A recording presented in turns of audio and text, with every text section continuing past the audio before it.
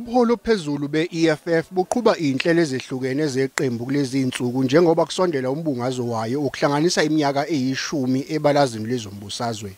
Lapha bebegcwele izitaladi zaseSoweto behlobe ngembala yeqembu. Baphinde ke babamba isithangamna beindaba lapho bephawula khona ngezinto ezithinta umphakathi. Nodaba loMbiko ngepulazi likamengameli wezwe alizange lusale ngaphandle. The EFF will explore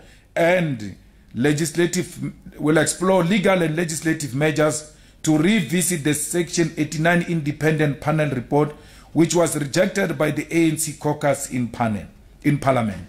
The report, compiled by former Chief Justice Ngobo, was rejected in Parliament under the pretense that the report is being reviewed in the judiciary.